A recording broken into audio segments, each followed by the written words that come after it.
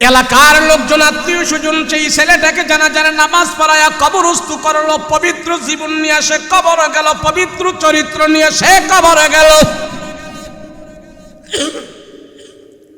নওজোয়ান যুবকের লাশ কবরস্থ হইল। হযরত উমর রাদিয়াল্লাহু আনহুর কানে খবর গেছে,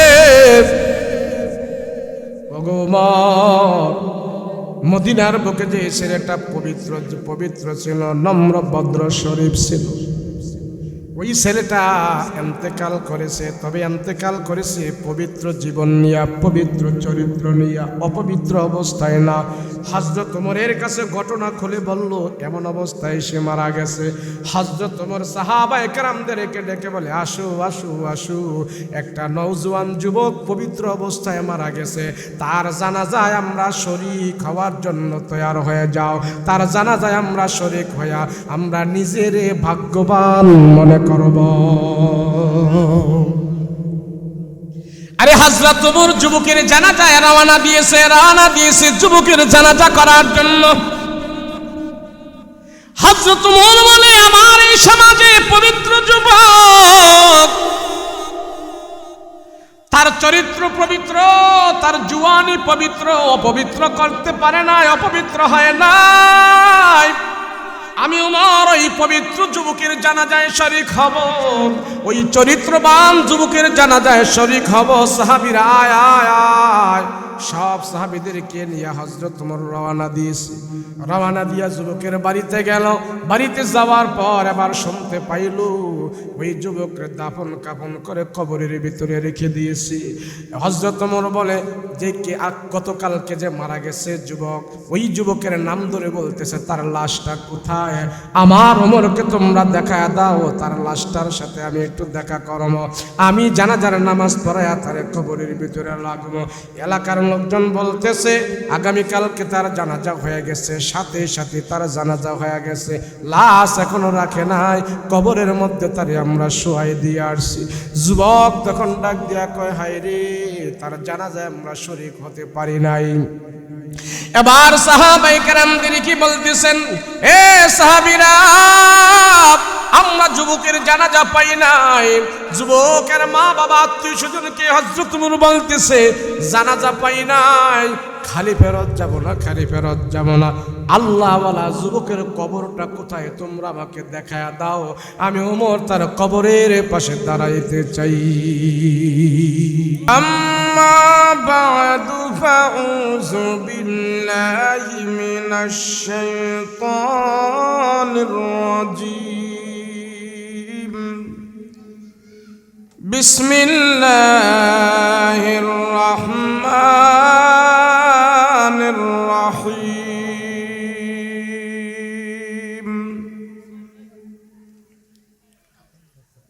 ومن يطع الله والرسول فأولئك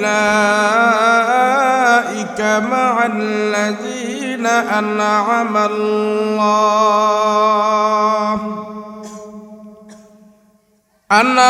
الله عليهم من النبيين والصديقين والشهداء والصالحين وحسن أولئك رفيقا.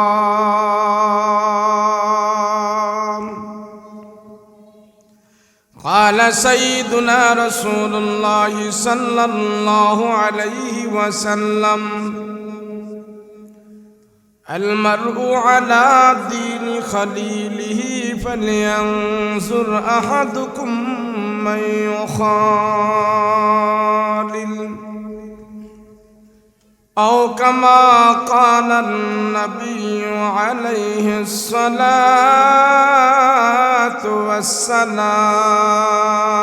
والسلام. وقال تعالى في شان حبيبه ومحبوبه: وما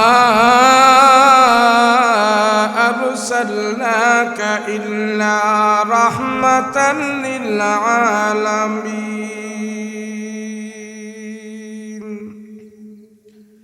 صلى الله على سيدنا ومولانا محمد وعلى آله وأصحابه أجمعين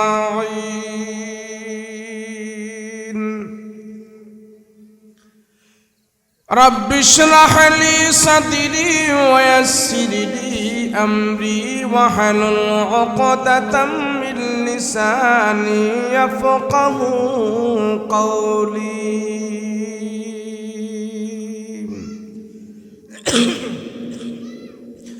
اللہ دل دے جو تیرے عشق کے گر ہو اللہ دل دے جو تیرے عشق کے گر ہو دائمی رحمت کی تیرے اس پہ نظر ہو दाईमी रहमत की तेरे उस पे नजर हो दिल दे के तेरे इश्क में ए हाल हो उसका महशर का अगर शुर हो तू बिना खबर हो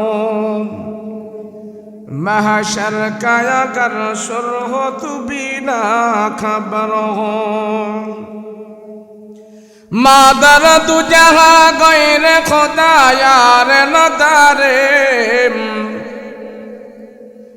मादर तू जहाँ गैर खुदा यार न दारे जुजियाद खुदा ही चद गुर कार न दारे जुजियाद खुदा ही चद गुर कार न दारे मायूस नहीं अहल ज़मी अपने खता से तक़दीर बदल जाती मुझ तर्क दुआ से तक़दीर बदल जाती मुझ तर्क दुआ से ला इलाहा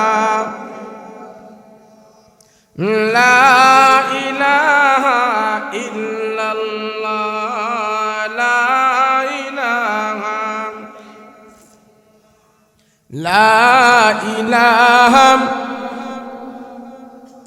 لا إله إلا الله لا إله সবাই আওয়াজ করে পড়েন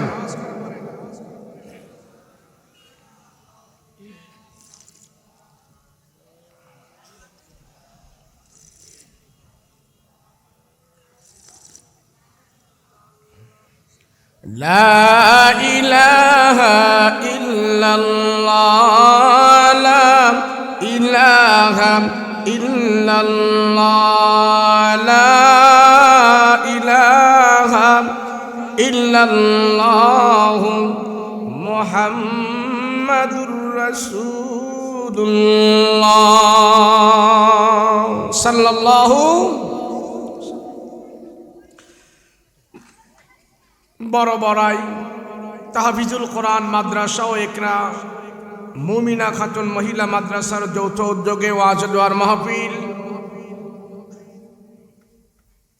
শ্রদ্ধাভাজন সভাপতি মুআজ্জাজ মুকাররম উলামায়ে কেরাম তলাবায়ে আযম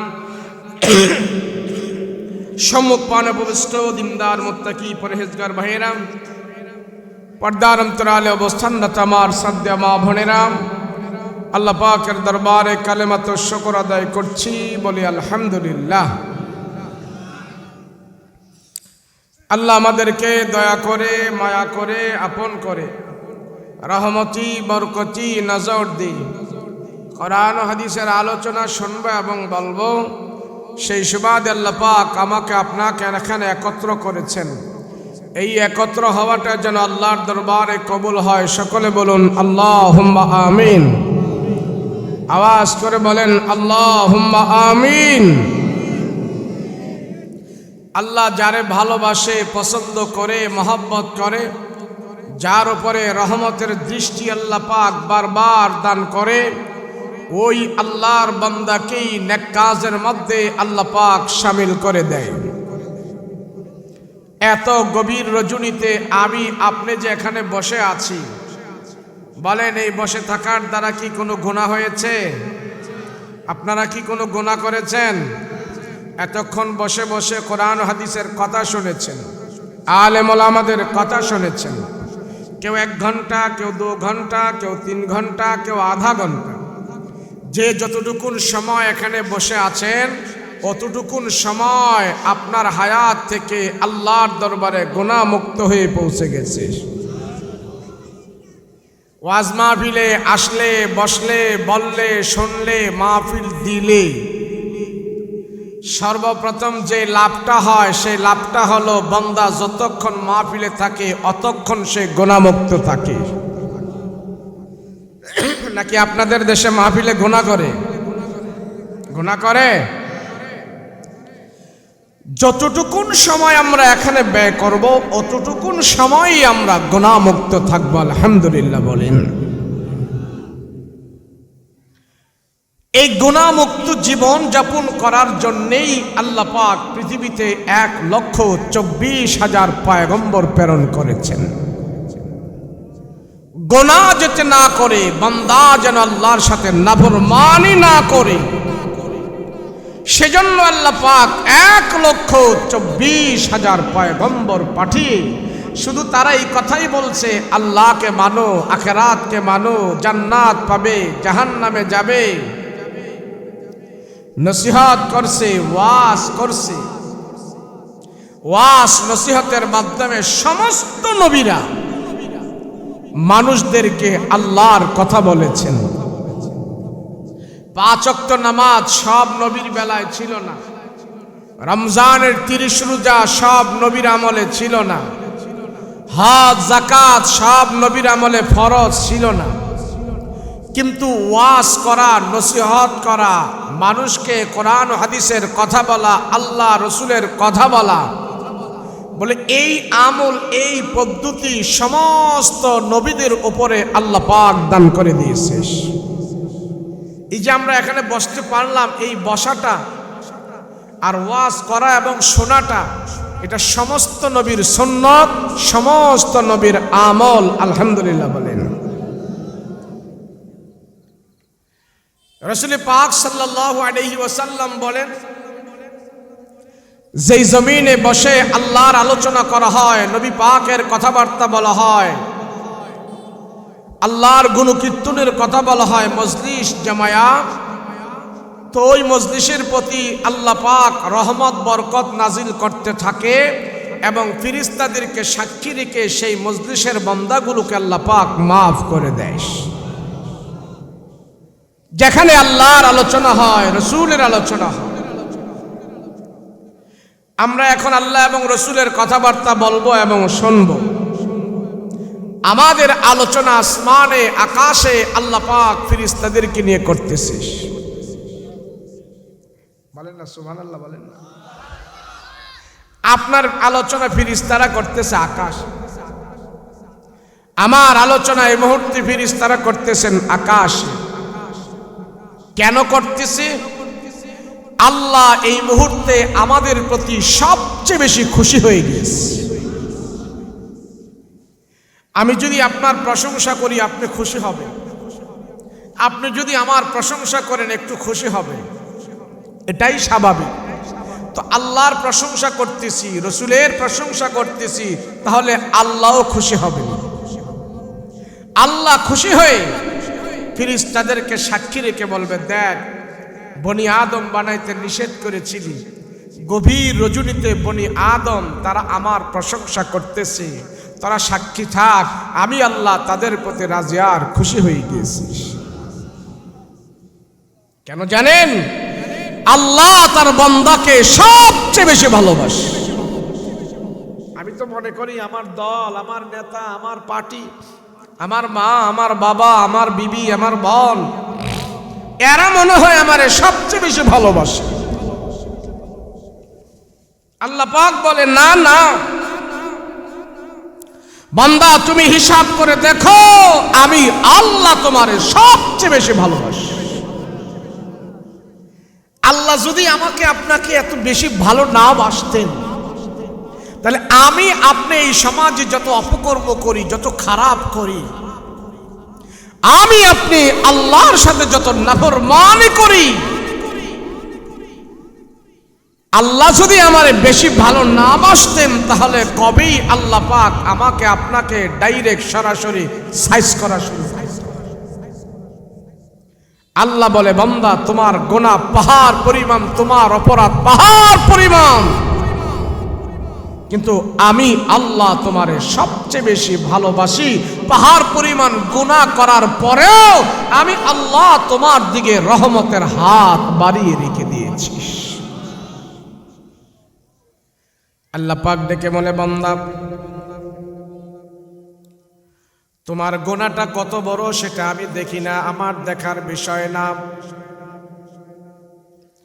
তোমার পাপ কত বড় সেটা আমার দেখার বিষয় না, সেটা আমি দেখি না। আমি কিন্তু তোমার অন্তরটা দেখি বান্দা। তোমার অন্তরের দিকে আমি তাকায় আছি রে বান্দা। তুমি যত নাফরমানি হও, যত নাফরমানি করো,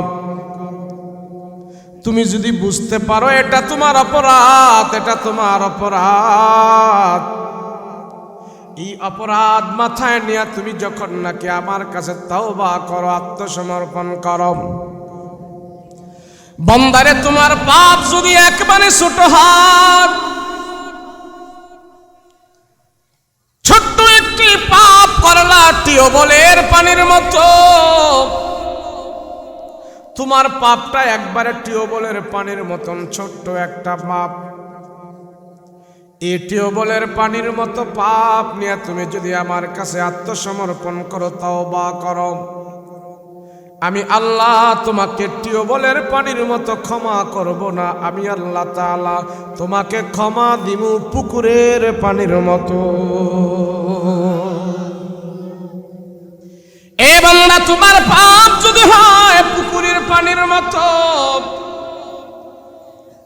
আর সেই পুকুরের পানির মতো পাপ নিয়ে বান্দা তুমি যদি আমার কাছে তওবা করো, আত্মসমর্পণ করো, আমি আল্লাহ তোমাকে পুকুরের পানির মতো ক্ষমা দেব না। আমি আল্লাহ তোমারে ক্ষমা দেব নদীর পানির মতো। তোমার পাপ যদি হয় নদীর পানির মতো, আমি আল্লাহ তোমাকে ক্ষমা দেব নদীর পানির মতো না। তোমার জন্য ক্ষমা হবে বান্দা সাগরের পানির মতো।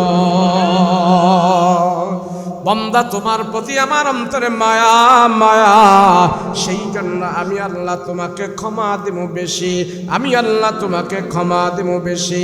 বান্দা তুমি আমার কাছে আত্মসমর্পণ করো, তওবা করো, তুমি আমার দরবারে আত্মসমর্পণ করো, তওবা করো, পাহাড় পরিমাণ গুনাহ আমি আল্লাহ তাআলা তোমার জন্য মুহূর্তের ভিতরে ক্ষমা দান করে দেব। হ্যাঁ, কই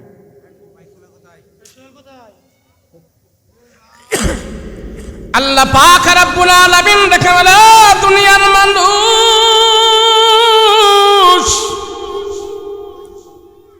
আমি আল্লাহ তোমারে সবচেয়ে বেশি ভালোবাসি, সবচেয়ে বেশি মহব্বত করি। বান্দা তুমি জানো না, আল্লাহ ডাক দিয়া কয়, বান্দারা রে তোরা শোন, ও আম্মা মান খাফা মাকামা রাব্বিহি ওয়া নাহান নাফসা আনিল হাওয়া ফাইন্নাল জান্নাতা হিয়াল মাওয়া। আরে কায়াতে আল্লাহ পাক ডাক দিয়া কয়, ওয়ালিমান খাফা মাকামা রাব্বিহি জান্নাতান। বান্দারা তোমরা যদি আমাকে ভয় করো, তোমরা যদি আমার ভয়ে গুনাহ করো না, তোমাদের অন্তরের ভিতরে যদি আমার মালিকের ভয় থাকে, বান্দা জানো আমি আল্লাহ ওয়াদা করেছি মৃত্যুর পরে তোমাকে একটা জান্নাত দেব না। তোমার ভয়, আমার ভয় যখন তোমার অন্তরের ভিতরে থাকবে, আমার ভয়ে যখন নাকি তুমি গুনাহ করবে না, আমার ভয়ে যখন নাকি তুমি হারাম করবে না, আমার ভয়ে যখন নাকি তুমি 2 দুই নাম্বারই করবে না। আমার ভয় তোমার অন্তরের ভিতরে লালন পালন করেছো তুমি, জেনে রাখো আমি আল্লাহ মৃত্যুর পরে তোমাকে একটা জান্নাত দিয়া তোমাকে পুরস্কৃত করব না, আমি আল্লাহ তোমাকে দুইটা জান্নাতের মালিক বানায়া দেব। মানুষ তো কি জানে, টাকা চিনে, ক্ষমতা চিনে, দল চিনে, নেতা চিনে, বিবি চিনে, দুনিয়ার আরামায়েশ চিনে, কিন্তু মানুষের যে আল্লাহ বানাইলো এই মানুষ সেই আল্লাহরই চিনে না। না চিনার ফলে কি হয় জানেন? আল্লাহকে যারা না চিনে, যত শিক্ষিত হোক, যত উচ্চ পদের ডিগ্রি তার হোক, আসল মালিকের পরিচয় যখন তার ভিতরে না থাকে, এই মানুষটা দুনিয়াতে বেশি সুবিধা নয়, শিক্ষা থাকলেও সে এক সময় মূর্খের চাইতেও সে আরো বেশি খারাপ হয়ে যায়। বলে হুজুর এটা কেমন কথা বললাম, কেমন কথা বললাম? এই এটা সাউন্ড দাও, তোমার কয়বার কইলাম?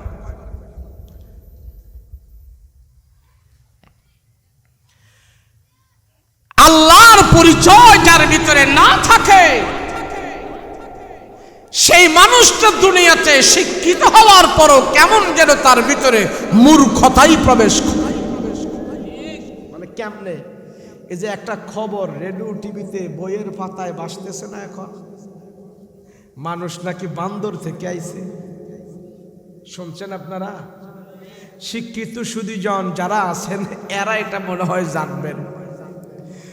আমাদেরকে শিখাইতেছে এখন আমরা আদমের সন্তান না, আমরা নাকি বান্দর থেকে আইছি।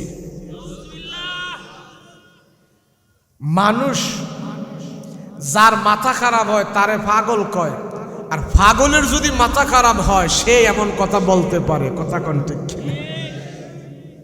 মানুষ, আল্লাহ কয় আমি মানুষ বানিয়েছি পৃথিবীর সব কিছু থেকে দামি করি, পৃথিবীর সব কিছু থেকে মানুষকে আমি শ্রেষ্ঠ করে বানিয়েছি। আর সে মানুষেরা কয় মানুষ নাকি বাদর থেকে আসছে, বানর থেকে আসছে। মানুষ কি বানর থেকে আসছে? মানুষ কি বানর থেকে আসছে? কোত্থেকে আসছে? হায় হায় হায় হায়, অশিক্ষিত, মূর্খ, জাহেল, গাদা কোথাকার। তার মাথার স্ক্রু যদি ঠিক থাকে সে কোনোদিন এটা বলতে পারে না মানুষ বানর থেকে এসেছে। আরে মানুষ তো জান্নাত থেকে এসেছে। কথা বলো ঠিক কিনা? মানুষ আসছে জান্নাত থেকে। আর আমার দেশের কিছু শিক্ষিত সুধীজন এগুলার মাথা নষ্ট হয়েছে, এগুলি এতদিন গবেষণা করে বের করছে মানুষ নাকি আগে বানর ছিল। তো বানর যদি থাকে মানুষ, তো বিয়া শাদী বানরের লগে করোনা দেখি কেমন লাগে। হয়তো আপনারা মনে হয় এই জিনিসটা আপনাদের নলেজে আসে নাই এখনো, এটা হাই লেভেলে আলোচনা চলতেছে।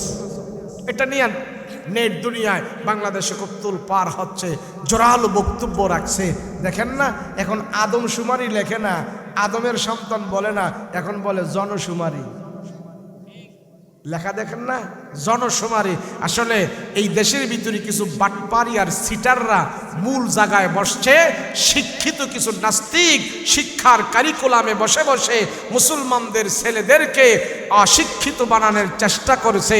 ধর্ম থেকে, কর্ম থেকে, কোরআনের জ্ঞান থেকে দূরে রাখার ষড়যন্ত্র করছে। সফল হবে না, সফল হবে না। সুন্দর করে একটু একটু দাও, একটু একটু দাও। রাসূল পাক সাল্লাল্লাহু আলাইহি ওয়াসাল্লাম বলেন, এমন এক জামানা আসবে যেই জামানার ভিতরে মানুষগুলো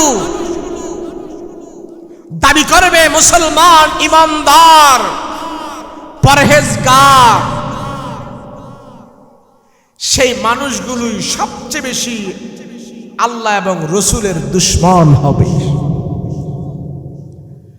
এদেশের ভিতরে যত রসুল এবং আল্লাহর দুশমন আছে এদের নামগুলো যখন আমরা জানি, দেখি যে একবারে অরিজিনাল মুসলমানের নাম, নামে মুসলমান, বাবায় মুসলমান, সন্তান মুসলমান, কিন্তু তার ভিতরে লালন পালন হচ্ছে, তার দিল, দিমাগ, চিন্তা, চেতনা কাফির মুশরিকের চাইতেও খারাপ। আমাদের বানানেওয়ালা কে? জোরে বলেন কে? আল্লাহকে জানো বান্দা, আমি তোমারে কত মায়া করে বানিয়েছি, আমি তোমারে কত দয়া করে বানিয়েছি বান্দা, তুমি তো জানো না। মুসলমান ভাইয়েরা আমার,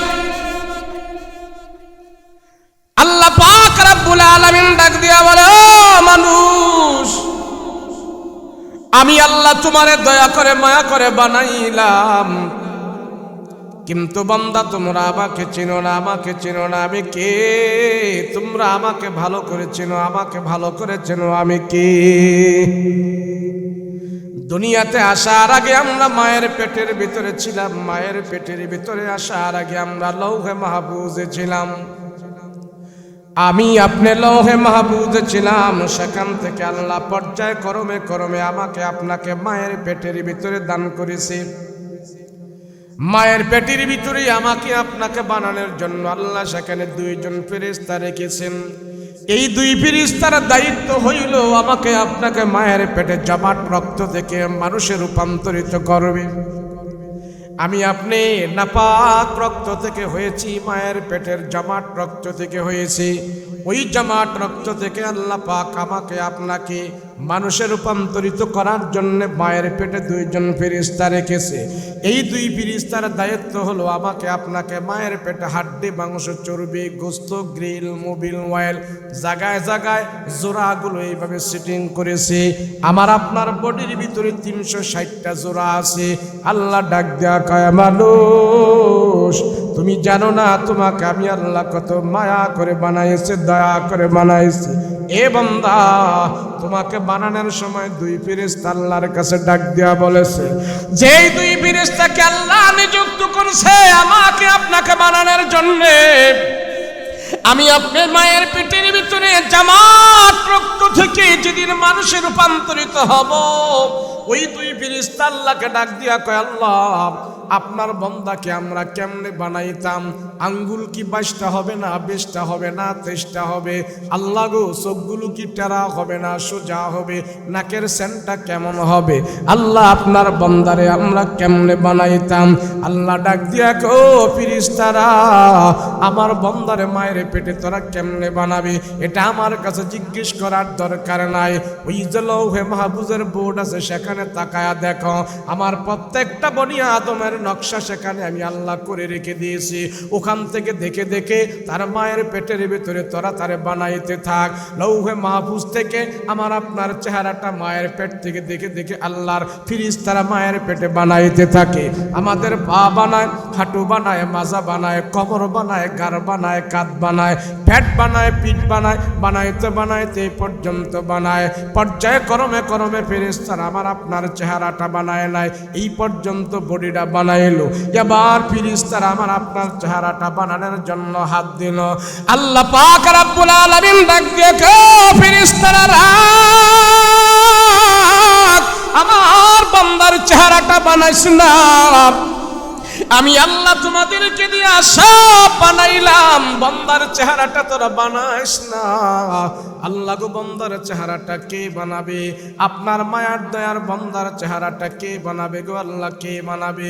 আল্লাহ ডাক দিয়া কো, ফেরেশতারা বান্দার হাড্ডি, মাংস, চর্বি তোরা পর্যায় ক্রমে ক্রমে সব বানাইলি, আমার মায়ার দয়ার বান্দার চেহারাটা তোরা বানাইস না।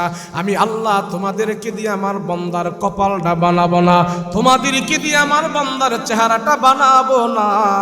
আমি আল্লাহ সিদ্ধান্ত নিয়েছি, আমার মায়ার দয়ার চেহারাটা, আমার মায়ার দয়ার বান্দার সম্মানিত কপালটা এবং চেহারাটা আমি আল্লাহ আমার নিজের কুদরতি হাত দিয়া বানাই দিতে চাই। এই জন্য বাবা, তামাম পৃথিবীর বুকে কোটি কোটি মানুষ, একটা মানুষের চেহারা আর একটা মানুষের সাথে মিলে না। আল্লাহ ডাক দিয়া কো, মানুষ তোমরা আমার চিনো আমি কে? আমি কেমন বড় কারিগর, আমি কেমন বড় ডিজাইনার, আমি কেমন বড় ইঞ্জিনিয়ার। আমি একটা মানুষকে এক একটা মডেল করে বানাইলাম। আমেরিকার মানুষের সাথে বাঙালির চেহারার কোনো মিল নাই, বাঙালির চেহারার সাথে মালয়েশিয়ান মানুষের কোনো মিল নাই। ওই যে পাহাড়ি অঞ্চলে যারা বাস করে, চাকমা, খই, টইটুম্বা যারা আছে, পাহাড়ি মগ জগ সাঁওতাল যারা আছে, তাদের চেহারার সাথে আমাদের চেহারার কোনো মিল নাই। আল্লাহ ডাক দিয়া কয়, মানুষের আরে তোরা আমারে চিন, আমারে চিন, আমারে চিন না তোরা দুনিয়াতে চল, তোদের চলাফেরাটা আমি আখিরাতের জন্য, আমারে চিনবে না। যেই মানুষ আমার আল্লাহকে চিনবে না, সেই মানুষ যদি শিক্ষিত হয় তার ভিতরে গুমরাহি ঢুকবে। যেই নেতা আমার আল্লাহকে চিনবে না, নেতায় মানুষের মাল মেরে খাইবে। যেই মানুষটা আমার আল্লাহকে চিনবে না, সে দুনিয়াতে বেশি ভালো হয়ে থাকতে পারবে না। একমাত্র বান্দা তোরা আমারে চিনো, আমাকে চিনো, আমি আল্লাহ তোমাদের জন্য সবচেয়ে বড় মায়া এবং দয়ার আল্লাহ। আমারে চিন। সাহাবায়ে কেরাম রাসূলকে জিজ্ঞেস করলেন, ইয়া রাসূলুল্লাহ, ইয়া হাবিবাল্লাহ, রহমতের নবী, রাহমাতুল লিল আলামিন নবী আমার, আমরা মানি বিনা দলিলে বিশ্বাস করি আল্লাহ এক। রাসূল গো, তারপরেও আমরা এমন কিছু দৃশ্য দেখে আল্লাহকে চিনতে চাই। নবী গো, কোন জিনিসের মাধ্যমে আমরা আল্লাহকে চিনব, কোন জিনিসের মাধ্যমে? বিনা দলিলে মানি আল্লাহ এক, বিনা দলিলে মানি আল্লাহ এক, দলিল ছাড়া মানি আল্লাহ এক। আপনার কথায় আমরা বিশ্বাস করলাম। সাহাবীরা বলে, ইয়া রাসূলুল্লাহ, ইয়া হাবিবাল্লাহ, পয়গম্বর, আল্লাহর কোন সৃষ্টি দেখে আমরা নবীকে আমরা আল্লাহ চিনতে পারবো? নবীজি, এমন কোন জিনিস আপনি আমাকে দেখায় দেন, আমাদেরকে দেখায় দেন, এই জিনিসটা দেখে দেখে আমরা আল্লাহকে চিনতে পারবো, সহজে বুঝতে পারবো, এমন আল্লাহর কুদরতের দিক আমাদেরকে দেখায় দেন। নবীজি সাহাবীদেরকে বলে, সাহাবীরা রে, তাফাক্কারু ফি খালকিল্লাহ, আল্লাহর সৃষ্টি নিয়ে তোমরা গবেষণা করো, দেখবা আল্লাহ তোমাদের সামনে হাজির হয়ে যাবে।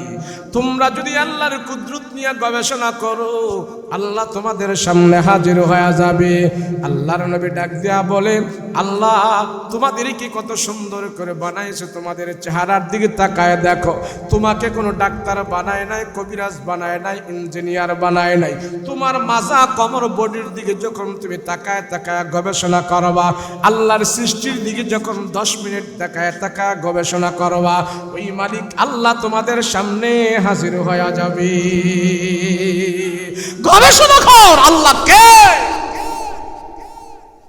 এক কবি সুন্দর করে আল্লাহর কুদরত নিয়ে গবেষণা করে কবিতা বলছে, কই আচ্ছা মানুষ বলো দেখি, রাত্র কেন কালো, চাঁদ সূরজ কোথা হতে পেল এত আলো, পশু পাখি কয় না কথা, মানুষ কেন কয়, বলো বলো বলো মানুষ এসব কেমন করে হয়, ফুলগুলি সব নানান রঙে কেমন করে হয়, পাতাগুলো সবুজ বটে ফুলের মতো নয়, দুধ কেন হয় সাদা, মরিচ কেন ঝাল, আমগুলি পাকলে আবার কেমনে তা হয় লাল।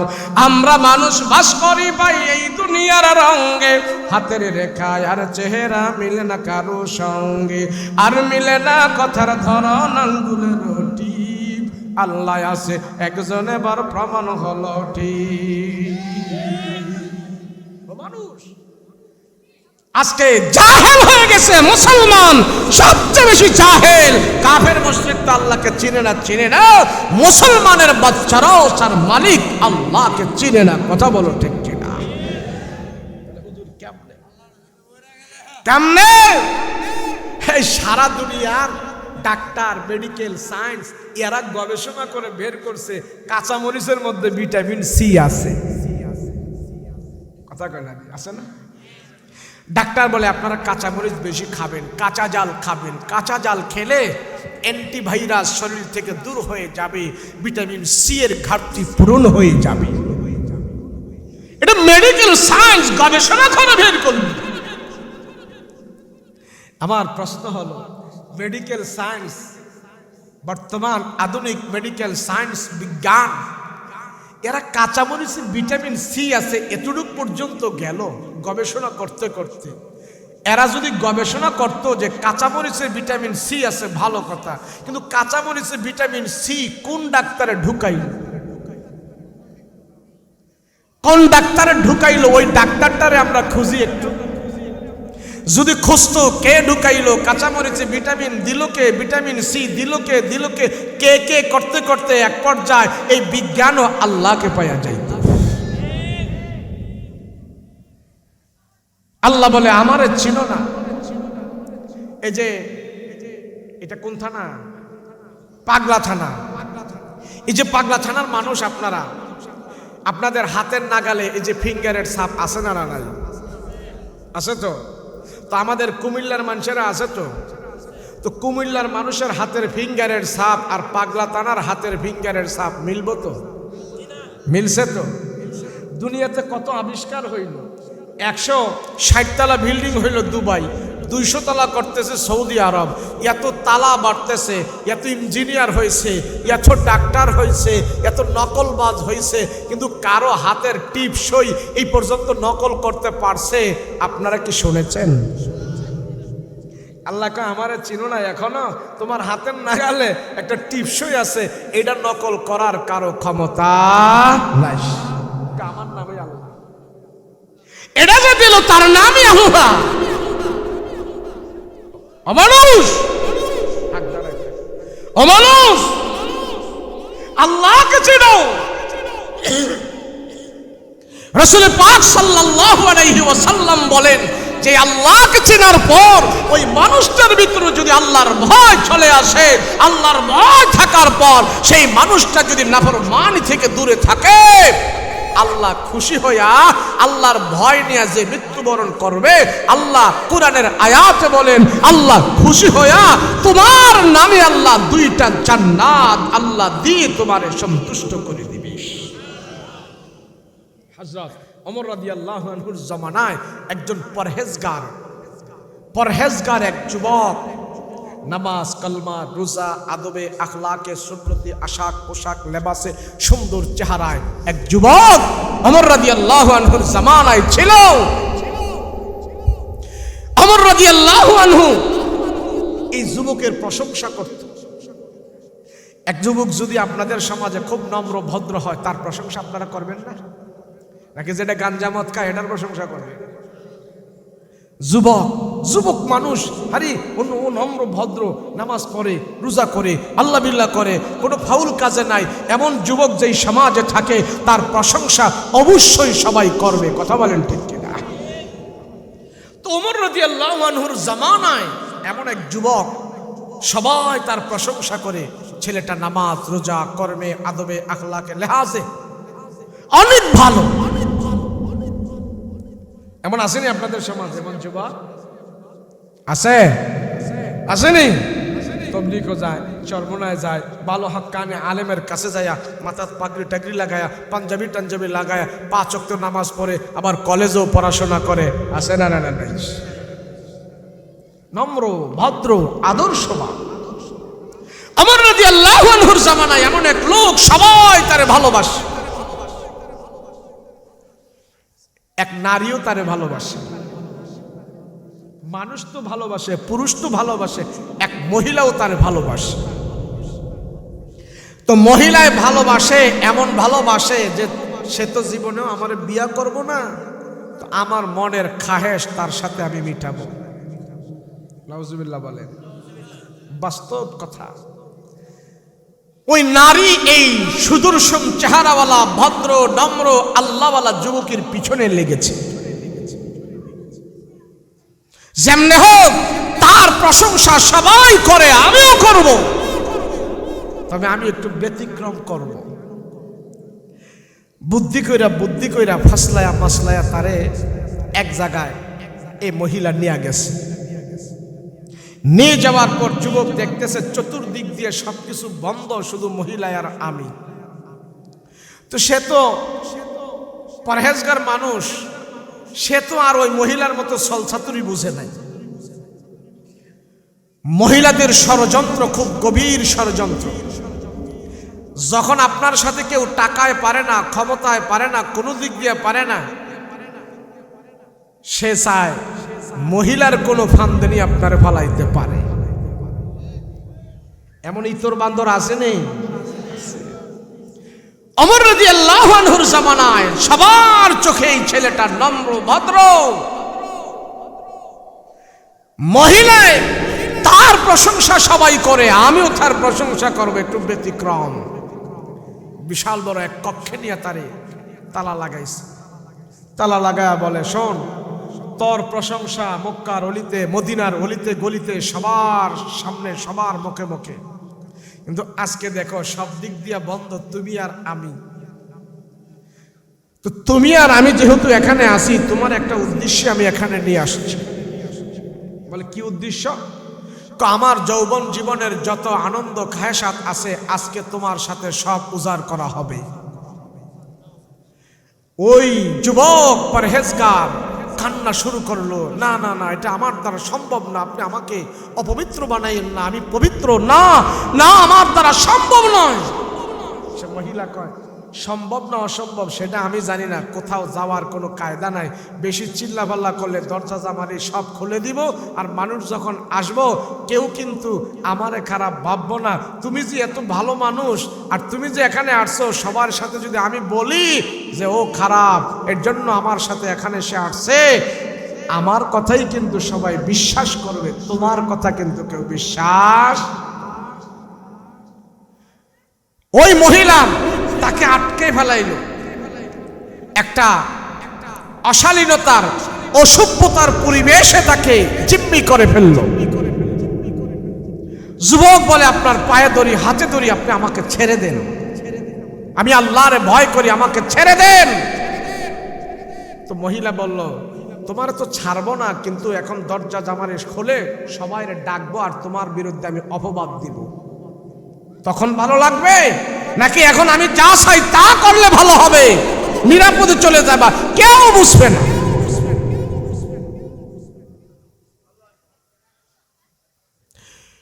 এবার সেই পরহেজগার যুবক চিন্তা করল, হায় রে, এখন এমন অসুবিধায় পড়েছি, আমি কি করব? যাই হোক আল্লাহর কাছে আবার মাপটাপ চেয়ে নেব। এখন সে যা বলে তাই আমার করতে হবে, না হয় দুনিয়ার মানুষের সামনে আমি অপরাধী হয়ে যাব। যখন সেই মহিলা মনের খাহেসাত মেটানোর জন্য তার কাছে আগায় আসছে, ওই যুবকের দিলের ভিতরে আবার জল্পনা শুরু হয়ে গেল, আল্লাহ, দুনিয়ার মানুষের চক্ষু আড়ালে আমি এই অপকর্ম করব, মালিক রে, তোমার চোখ থেকে তো আমি দূরে যেতে পারবো না, তোমার চোখ থেকে তো আমি ফাঁকি দিতে পারবো না। এই কথা বলে যুবক হাউমাউ করে চিল্লাচিল্লি কাউমাউ শুরু করছে, কান্নাকাটি শুরু করছে। যুবক বেহুশ হয়ে জমিনের মধ্যে পড়ে গেছে, অস্থির হয়ে গেছে, লাফাইতেছে, আল্লাহ, তোমার চোখে ফাঁকি দেওয়া সম্ভব নয়, আল্লাহ তুমি আমারে কি করবা করো। এই বিলাপ করতে করতে যুবক ছটফট করে করে জমিনে পড়ে গেছে, আর মহিলা হাত দিয়া দেখে ওই যুবকের দেহে প্রাণ নাই, সে এখানেই মারা গিয়েছে। এখন মহিলা তো আশ্চর্য হয়ে গেছে, ব্যাপার কি, তার তো বডিতে তো শিরা বাজে না। এখন মহিলা এখন আবার উল্টা ভয় পেয়ে গেছে, হায় হায়, মানুষ যদি আইসা দেখে আমার ঘরের মধ্যে তার লাশ, তাহলে তো আমার খুনের আসামি বানাবে। মহিলা এমন ভয় পাইল, ভয় পাওয়ার পর মহিলা এখন কি করবে? সে তো মারা গেছে, তার বডিতে রুহ নাই, শেষ। এখন মহিলা দরজা খোলে, আশেপাশের যাদের আপনজন তাদেরকে ডাকছে, দেখো এরম এমন, এখন আমি তো ভয় পাচ্ছি, এমন এমন। বলে কি? বলে ঘটনা সব মহিলাই খোলে বলছে, আর নিয়ত করছে আমি একবারে ভালো হয়ে যাবে, এমন আর করবো না। আরে আমার সাথে এমন করার জন্য তারে এমন করেছি, আর সেই অবস্থায় সে মারা গেছে। তুই এলাকার লোকজন তারে সুন্দর করে দাফন কাফন করে কবরের ভিতরে রেখে দিয়েছে। ওই পাপ আর করে নাই, ওই মহিলার সাথে আর জানা করে নাই, আল্লাহর ভয়ে বেহুশ হয়ে গেছে, ওই অবস্থায় সে মারা গেছে, পবিত্র হয়ে সে কবরে চলে গেছে। যখন দাফন কাফন করলো, অবস্থা তো সবার সামনে জানা হয়ে গেল, মহিলা এমন এমন করছে, সে নিজেই বলে দিয়েছে। এখন এই খবরটা হযরত ওমর ফারুক রাদিয়াল্লাহু আনহুর কানে গেছে যে আপনার রাজ্যে মদিনাতে যে যুবক এত ভালো ছিল, সবাই তার প্রশংসা করত, ওমর গো, সেই ছেলেটা তো এমন এমন অবস্থায় মারা গেছে, একটা নারীর ছলছাতুরিতে মারা গেছে। আর নারীর ছলছাতুরি যে কত কঠিন, এটা নারীদের ষড়যন্ত্র থেকে নবীরা পর্যন্ত রেহাই পায় নাই। তো আমাকে আপনাকে এই জামানায় নারীরা ঈমান নষ্ট করতে বেশিক্ষণ সময় লাগবে না। সেজন্য রাসূল বলেন, আমার উম্মতের ভিতরে নারীদেরকে আমি সবচেয়ে বড় ফিতনা মনে করছি। তারা যদি ভালো হয়ে যায়, সমাজ ভালো হয়ে যাবে। তারা যদি খারাপ হয়ে যায়, তাহলে সমাজ খারাপ হয়ে যাবে। নারীরা যদি আল্লাহওয়ালা হয়ে যায়, আল্লাহকে ভয় করে চলে, পরহেজগারিনী হয়ে যায়, একজন নারীর পরহেজগারিতার কারণে 70 জন পুরুষ ওলি হওয়ার সম্ভাবনা থেকে যায়। আর একজন নারী যদি খারাপ হয়, কেউ কেউ বলেন সাপের চাইতেও আরো বেশি ধ্বংসাত্মক হয়ে যায়। বলে সাপে কামড় দিলে আপনাকে ধ্বংসন করেছে, সাপে যদি ধ্বংসন করে তো আপনি দুনিয়াতেই মারা গেলেন। আমল যদি ভালো হয় তাহলে জান্নাতে চলে যাবেন। একজন নারী সে যদি খারাপ হয় আর তার লিপসায় যদি আপনি পড়েন, তাহলে আপনার দুনিয়াও বরবাদ, আখিরাতও বরবাদ। এর জন্য কবি বলে, একজন নারী খারাপ হলে সাপের চাইতেও আরো বেশি বিষাক্ত দর সে হয়ে যায়। নারী সে যদি চায় বন্দি করে পুরুষকে বেকায়দায় ফালাবে, জাহান্নামী বানাবে, এটা নারীর দ্বারা সম্ভব। তখন ঠিক কিনা? পাড়া মহল্লায়, গ্রামে গঞ্জরে, শহরে বন্দরে বিভিন্ন ধরনের নারী এখন বের হয়েছে, পুরুষদেরকে ব্ল্যাকমেইল করে, পুরুষদেরকে কিডন্যাপ করে, অনেক সময় পুরুষদের বিরুদ্ধে জিনার অপবাদ দিয়ে পুরুষদেরকে জেলখানা পর্যন্ত নিয়ে যায়, রিমান্ড পর্যন্ত নিয়ে যায়। কিছু কিছু নারী এমন আছে, সে আল্লাহকে ভুলে গেছে, আখিরাতকে ভুলে গেছে, পুরুষদেরকে বেকায়দায় ফেলে ফেলে সে টাকা টোকা ইনকাম করতেছে। এগুলা সবার কাছে আসবে না, পত্রিকা পড়লে বোঝা যায় যে অবস্থা যে কত খারাপ হয়ে গেছে। এমন এক ঘটনা ছিল। আপনাদের অসুবিধা হচ্ছে? রাত্র বেশি বাজছে?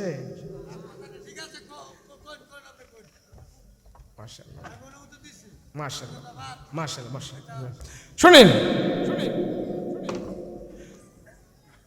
সময় কম, হাসাহাসি করবেন না, সময় কম।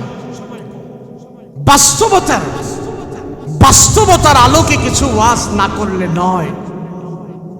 নারীর ষড়যন্ত্র থেকে যদি বাঁচতে পারো, ঈমান তোমার বেঁচে যাবে। নারীর সবল থেকে যদি বেঁচে যেতে পারো, তোমার ঈমানের ব্যাটারি পূর্ণ হয়ে যাবে। কেন? দুষ্কৃতী কিছু নারী আছে, পুরুষদেরকে ঈমান হরণ করার জন্য, দুনিয়া কামাই করার জন্য সেই নারী এখন মত পেতে থাকে। কারণ হইল, ওই এক ঘটনা পড়ছিলাম, এক নারী এক পয়সাওয়ালা জমিদার ছেলের পিছনে লাগছে। ওই নারীর উদ্দেশ্য হইল তার নামে একটা তহমত দিয়া বিচার আচার করে, তার 10 তলা বাড়ি আছে, ওখান থেকে তার থেকে কিছু টাকা টোকা যদি ইনকাম করে নিতে পারি, তাইলে খুব মজা করে কয়েকদিন চলবে। তো এই নারী ওই ছেলের পিছনে লাগছে, কি করবে, তারে কেমনে আটকানো যায়। এই ভালো ছেলেটার পিছনে নারী যখন লাগছে, এই মহিলায় যায় সর্দারের কাছে বিচার দিছে, এলাকার যে মাতাব্বর তার কাছে বিচার দিছে, কাজী সাহেবের কাছে বিচার দিছে। মাতাব্বর সাহেব, কি উত্তর পাড়ার জমিদারের পোলায় এমনি দেখেন ভালো হইয়া চলে, জানেন সে আমারে নষ্ট করে ফেলছে, সে আমার সাথে খারাপ করেছে, আমি বিচার চাই আপনার কাছে।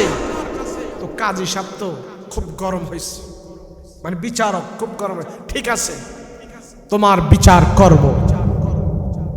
তারা ডাইকা নিয়ে আসতেছি, তুমি দাঁড়াও। আনছে, আনার পরে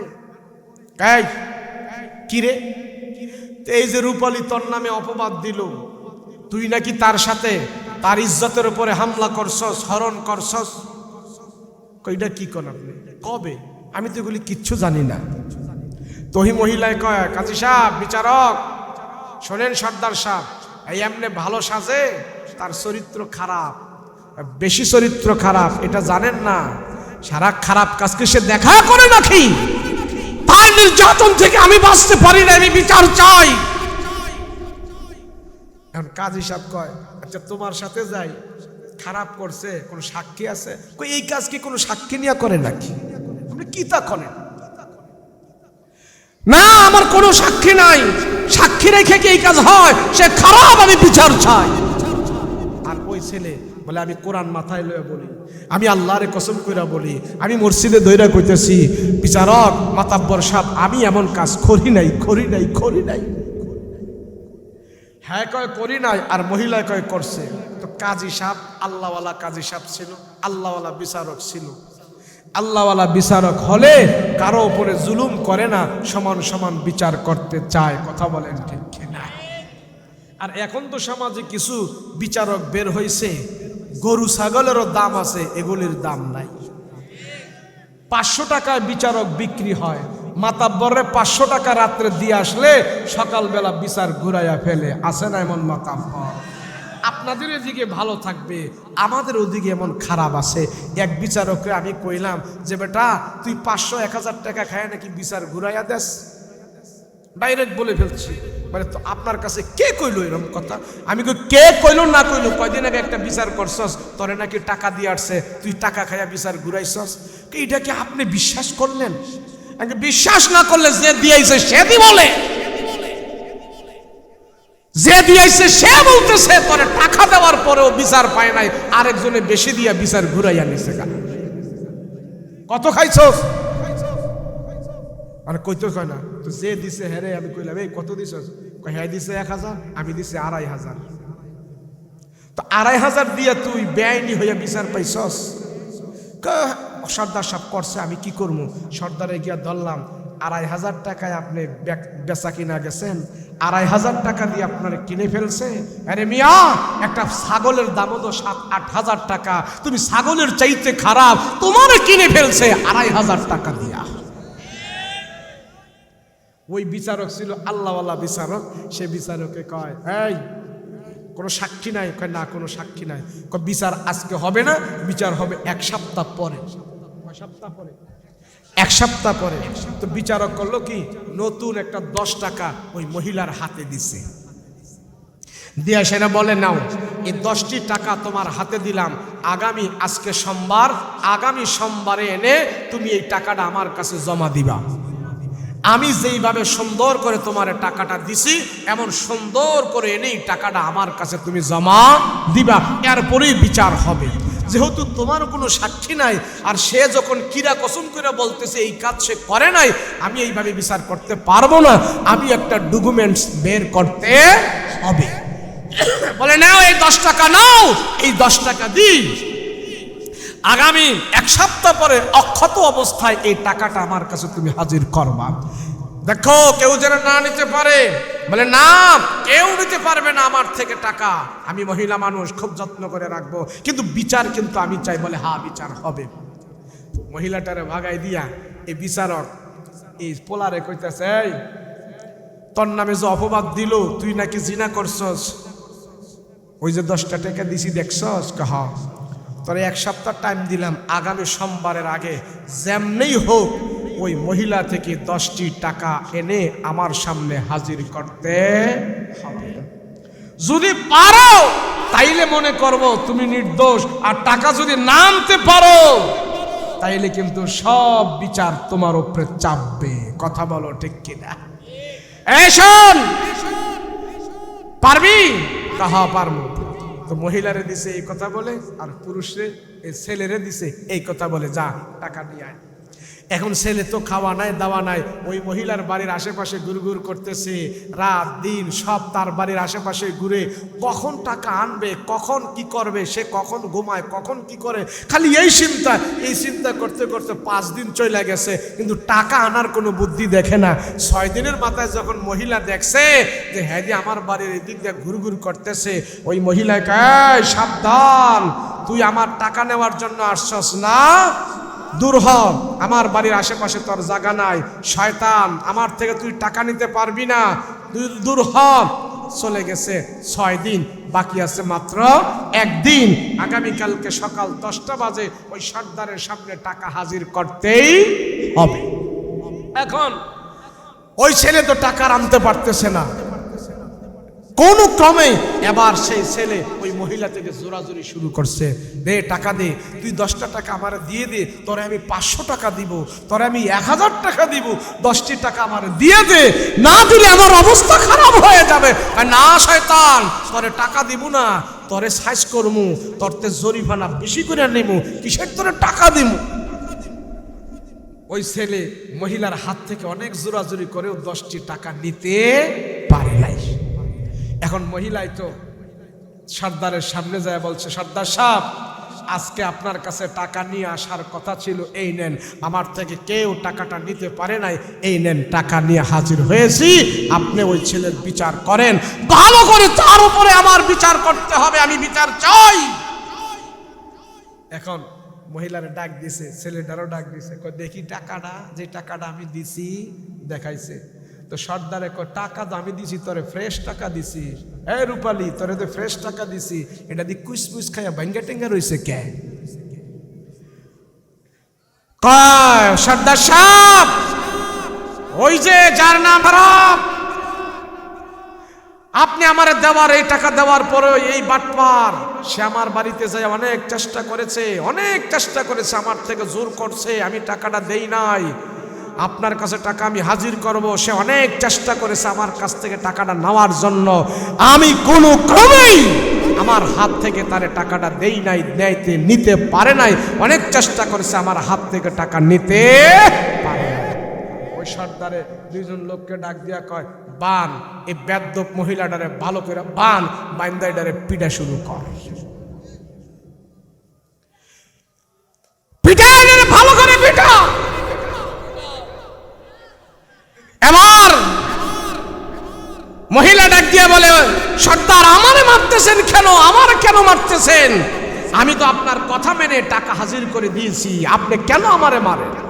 সর্দার কয়, শোন মহিলা, এই বজ্জাত নারী, যেই পুরুষ তোর হাত থেকে 7 দিন চেষ্টা করে 10টি টাকা নিতে পারে নাই, ওই পুরুষ তোর অদ্দুর দিশে যায় কেমনে দর্শন করে, এটা তো আমার বুঝে ধরে না। তুই ইচ্ছা না থাকলে এই পুরুষ কোনোদিন তোর সাথে দর্শন করতে পারে? এখন ক্যাসকামার দিছি, বিচার ঠিক আছে কিনা? কথা বলেন ঠিক আছে কিনা? নারী জাতি সে যদি ইচ্ছায় যদি পুরুষের কাছে না যায়, পর্দা লঙ্ঘন না করে, কোন পুরুষ তার উপর ইজ্জতের উপরে হামলা করার কোন সুযোগ পাবে? ওই যুবক যখন নাকি নারী তারে ঘাও করলো, চতুর্দিক দিয়া সব তালা দিয়া ঘাও করলো, আর বলে, যুবক মনের খাহেশ মেটাইতে চাই, কিন্তু যুবক ডাক দিয়া কয়, না না, আমার দ্বারা এটা সম্ভব না, না এটা আমার দ্বারা সম্ভব না, আমার চরিত্র আমি নষ্ট হতে দেব না। ওই যুবতী মহিলা ডাক দিয়া বলে, না পারবা না, আজকে আমার ইচ্ছা হইল তোমার সাথে আমার সব মনের খাহেশ উজাড় করে তোমাকে সবকিছু করানো।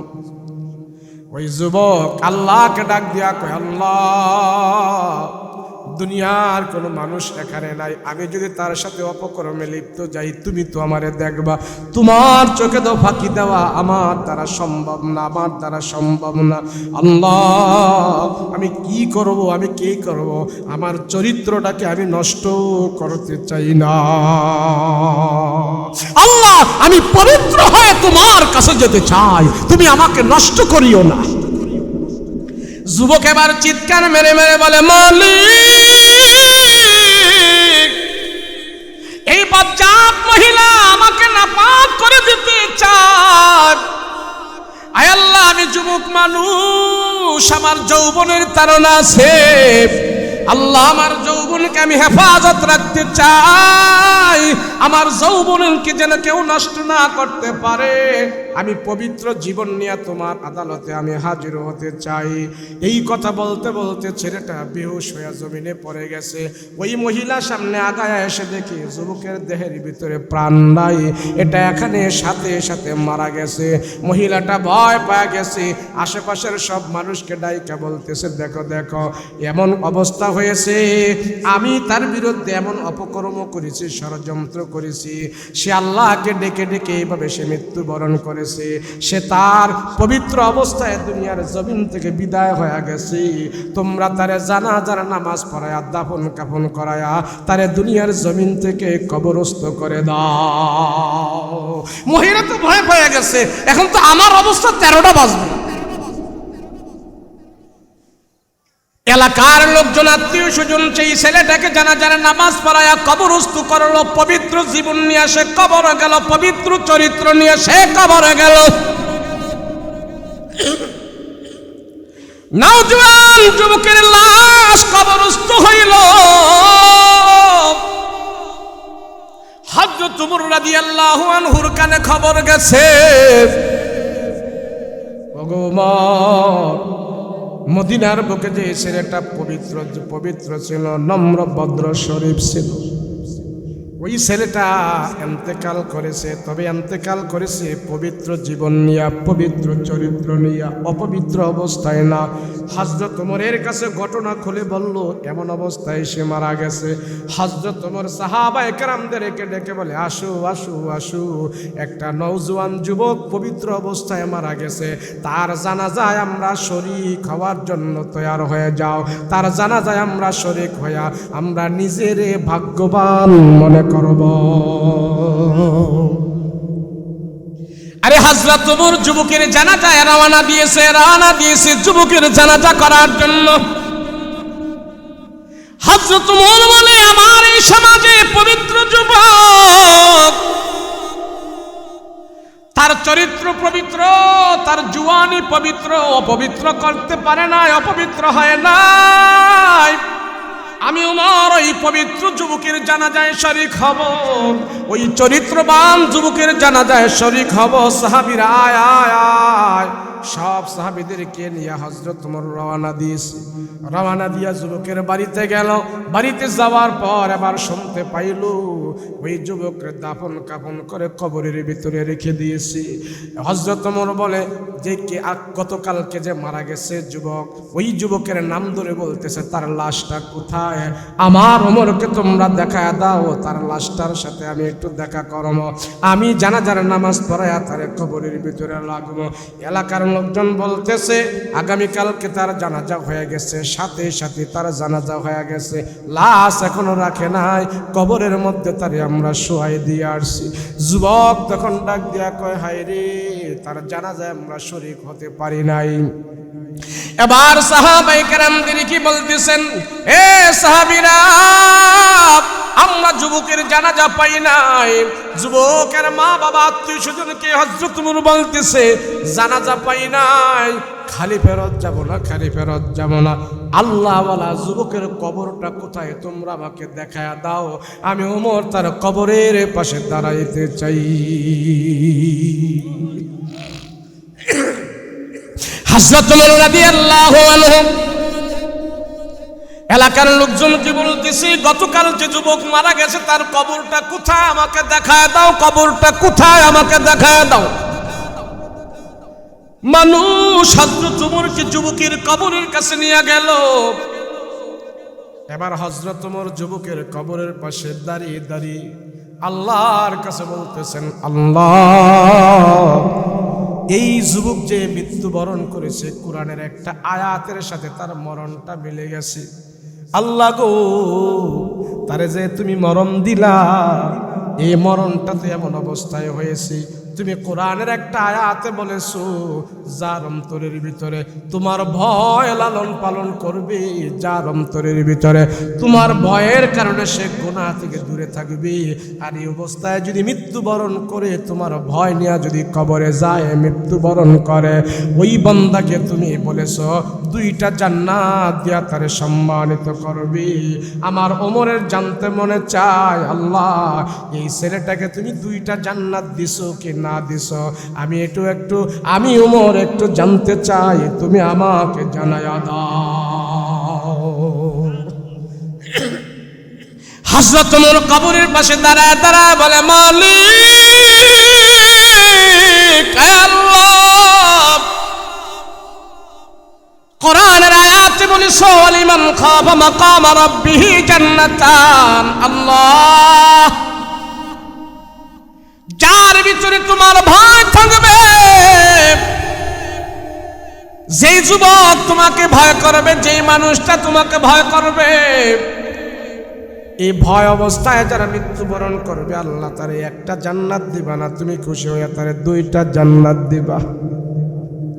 আল্লাহ, এই কোরআনের আয়াতের সাথে যুবকের মরণটা তো মিলে গেছে। আমি ওমর তোমার কাছে জানতে চাই তারে তুমি দুইটা জান্নাত দিছো কি দিছো না, আমারে একটু তুমি জানায়া দাও। আল্লাহ আমার জানতে মনে চায়। আরে হযরত ওমর তো সাধারণ মানুষটা জানাইতে চাইলে আল্লাহ অবশ্যই জানায়া দিবে। আল্লাহর এমন একজন পছন্দের মানুষ ওমরকে আল্লাহ এত ভালোবাসতো।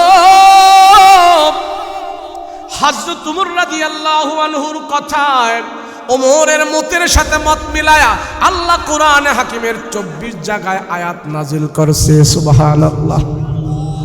ওই ওমর আল্লাহকে ডাক দিয়া কয় আল্লাহ গো, যুবকের সাথে তুমি কেমন মুআমালা করেছো, এই যুবককে তুমি জান্নাত দুইটা দিছো কিনা আমি একটু জানতে চাই।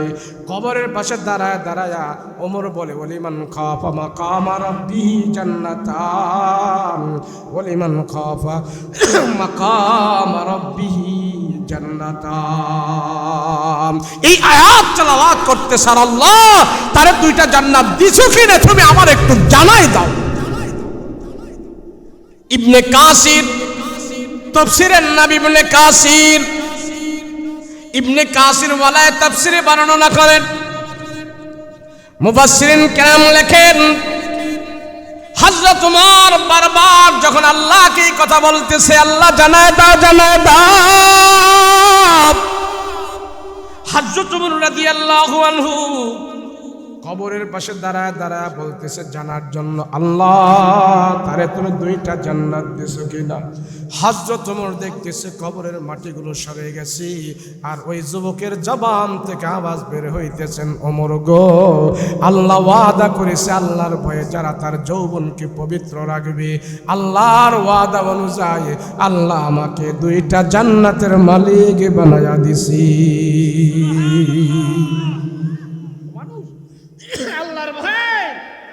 তোমার যৌবনকে হেফাজত রাখো। এই সমাজের যুবকদের নৈতিক চরিত্র অবক্ষয় হয়ে গিয়েছে, যুবকদের চরিত্র নষ্ট হয়ে গিয়েছে, যুবতীদের চরিত্র নষ্ট হয়ে গিয়েছে। সেই জমিনে যুবক যুবতীদের চরিত্র নষ্ট হয়ে যায়, চরিত্রের নৈতিক অবক্ষয় হয়ে যায়, ওই জমিন থেকে আল্লাহ পাক রহমত বরকত উঠাইয়া দিয়া যায়। বাংলার জমিনের আনাচে কানাচে চিপায় চাপায় গ্রামে গঞ্জে মহল্লায় শহরে বন্দরে সব জায়গায় জিনার সয়লাব শুরু হয়ে গিয়েছে, ব্যভিচার পাপাচার। সেই জন্যই তো এত উন্নয়নের পরে এত রুটঘাট হওয়ার পর আমরা শুনতে পাই আমাদের কাছে দুর্ভিক্ষ আসবে। কথা বলেন ঠিক কিনা? দুর্ভিক্ষ কেন দুর্ভিক্ষ আসবে? দুর্ভিক্ষ তো আসতেছে আমার গুনার কারণে, আমার পাপের কারণে। রাসূল বলেন, নবীজি বলছেন কেউ যদি সকালে এবং বিকালে 9 বার করে লা হাওলা ওয়ালা, 11 বার করে লা হাওলা ওয়ালা কুওয়াতা ইল্লা বিল্লাহিল আলিয়্যিল আযীম। তার সাথে ইস্তিগফার মানে আস্তাগফিরুল্লাহাল্লাযী লা ইলাহা ইল্লা হুয়াল হাইয়ুল কাইয়্যুম ওয়া আতুবু ইলাইহি। আর যদি সাথে পড়ে লা হাওলা ওয়ালা কুওয়াতা ইল্লা বিল্লাহিল আলিয়্যিল আযীম, কেউ যদি 11 বার পড়ে, রাসূল বলেন আল্লাহ দুনিয়াতে তার সম্পদের ভিতরে বরকত দান করে দিবে, অভাব আল্লাহ তার ঘরে ঢুকাইবে না। এই আমল করতে আমরা রাজি নাই, গুনাহ করতেছি, আমল করি না, গুনাহ ধরি, আমল ধরি না, আল্লাহরে ভয় করি না। ভয় করব তো ইনশাআল্লাহ, জোরে বলেন ভয় করব তো ইনশাআল্লাহ। 5 ওয়াক্ত নামাজ আমরা জামাতের সাথে আদায় করব, রাজি আছি? বলেন রাজি আছি? 5 বেলা যে লোকটা আল্লাহর কুদরতি কদমে সাজদা দেয়, রাসূল বলেন তোমরা সাক্ষী দাও তার ঈমান আছে। যেই লোকটা মসজিদে দোয়া করবো, তো এখন দোয়া করবেন না, উঠে কে? এতগুলো মানুষ একসাথে দোয়া করলে আল্লাহ খুশি হবে না? তো উঠেন কে? দোয়া করবো, এক্ষুনি দোয়া করবো, বেশি লম্বা বয়ান করবো না। রাসূল পাক সাল্লাল্লাহু আলাইহি ওয়াসাল্লাম বলছেন, তোমরা যাকে দেখবা মসজিদের ভিতরে ঢুকছে, ফজরের নামাজ পড়ে মসজিদ থেকে বের হচ্ছে, মনে করো না সে এমনে বের হচ্ছে, সে ইসলামের পতাকা নিয়ে মসজিদ থেকে বের হচ্ছে। আর আমরা বসে আছি, হুজুর আমাদের তো ঈমান আছে, একদিন আমরা বেহেশতে যাবই যাবো। যার বিন্দু পরিমাণ ঈমান আছে সে বেহেশতে যাবে। নামাজ পড়ি না দেখে কি হয়েছে? আপনারা নামাজ না পড়ার কারণে আমগরে এত ধুইয়া লাইতেছেন, আমাদের এত কিছু বলতেছেন। সুদ খাই না, ঘুষ খাই না, কারো কাঁচা আইলে পাড়া দেই না, কারো হক মারি না, কারো হক নষ্ট করি না, সবার সাথে ভালো ব্যবহার করি, বাকি সব তো ঠিক আছে। পড়ে না পড়লে একটু নামাজ জানা পড়ি না, এর জন্য এত কিছু কনকে আমাদের কথা বলেন, ঠিক না? এমন এমন আছে নি কেউ ধারণা? এমন আছে না? বেশ আল্লাহ নেবে। আরে যেই ইমাম তোমার লেপের নিচ থেকে উঠাইয়া মসজিদ পর্যন্ত আনে নাই, সেই ইমাম তোমার জান্নাত পর্যন্ত নিবে না। কথা বলো ঠিক কিনা? জান্নাত পর্যন্ত যেতে চাইলে মসজিদ পর্যন্ত যেতে হবে। কথা কও ঠিক কিনা? একটা মানুষ যখন নামাজের সাজদা দিয়া পড়ে থাকে, তার মাজা, কোমর, ঘাড়, কাঁধ সব ভাঙ্গা সে পড়ে রইল। সব ভাঙ্গা যখন পড়ে রইছে, আল্লাহ ফেরেশতাদেরকে ডাক দিয়া কয়, দেখ বান্দায় আমার কাছে একবারে ছোট হয়ে গেছে, আমি আল্লাহ তার জান্নাত দিয়া বড় বানাইয়া দিব। আল্লাহ আমাদের সবাইকে কবুল করেন, বলেন আমিন।